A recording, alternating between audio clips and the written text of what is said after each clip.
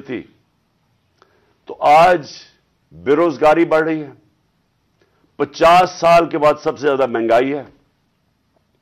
آج ہمارے ملک کا یہ حال ہے کہ نہ باہر سے کسی کو اعتماد ہے اس حکومت کے اوپر, اور 88% پاکستان کے جو انویسٹر ہیں, جو بزنس مین ہیں, انہوں نے کہا کہ ہمیں اس حکومت پہ اعتماد نہیں ہے.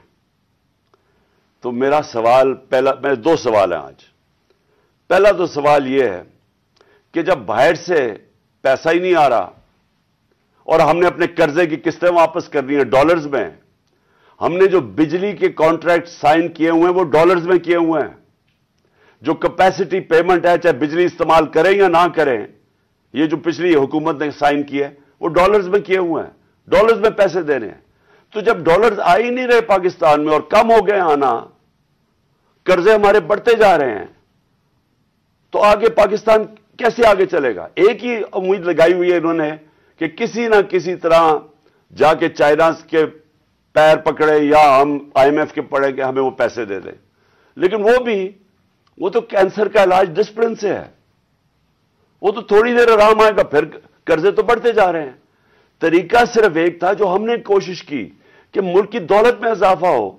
جب آپ کے ملک کی دولت میں اضافہ ہوگا تو آپ قرضے واپس کریں گے. تو آگے تو ان کے پاس کوئی روڈ میپ ہی نہیں ہے.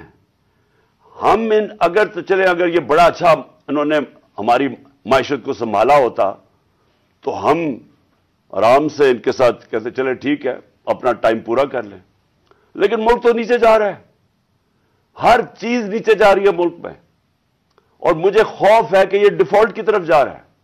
یعنی ابھی بھی ہم ہماری ایلسیز ہیں پیمنٹ نہیں کر رہے, ابھی بھی ہم پیسے جو باہر کے ہمارے جو ہم نے لائبلٹیز ہیں ابھی تک ہم وہ بھی پیسے نہیں دے رہے.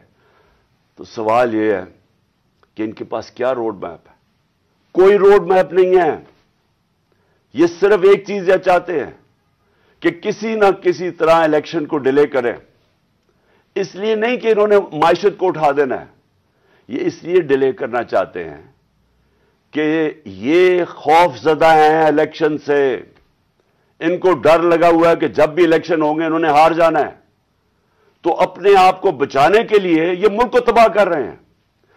کیونکہ انہوں نے الیکشن میں ہار جانا ہے اس لیے یہ الیکشن نہیں کر رہے, اور یہ الیکشن ڈیلے کریں گے. اور میں یہ سمجھتا ہوں کہ یہ اکتوبر میں بھی نہیں الیکشن کروائیں گے. کوئی نہ کوئی الیکشن کمیشن ان کا ساتھ ملا ہوا ہے, ایک بڑا بددیانتدار آدمی ہے وہ ان کے ساتھ ملا ہوا ہے, اور وہ ان کو طریقے سے بتائے گا کہ کیسے الیکشن ڈیلے کیا جا سکتا ہے. اسی الیکشن کمیشن نے جب سپریم کورٹ جب گئے سپریم کورٹ میں, جب ہماری گورنمنٹ گرا رہے تھے یہ, تو اسی سپریم کورٹ کے پاس جب ہم گئے تو وہ مان گئے تھے کہ الیکشن ہم نے کہا الیکشن کروا دو, وہ مان گئے تھے. اس الیکشن کمیشن نے وہاں جا کے کہا کہ جی میں 7 مہینے تک الیکشن نہیں کروا سکتا, اور اس کی بیسس پہ الیکشن نہیں ہوئے.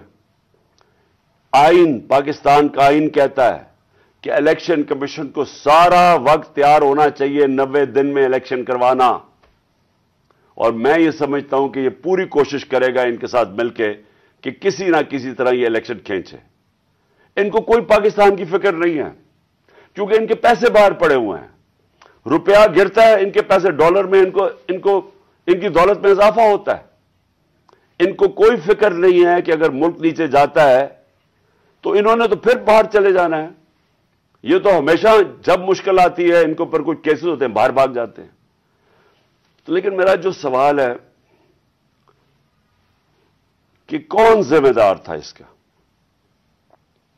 کس نے ایک چلتی ہوئی حکومت جو اچھی بلی جو میں خود آپ کو بتا رہا ہوں, اور یہ آپ اکنامک سروے آف پاکستان میں دیکھ سکتے ہیں کہ ہماری پرفارمنس کیا تھی, میں نہیں اگر کہہ رہا تو آپ خود دیکھ سکتے ہیں.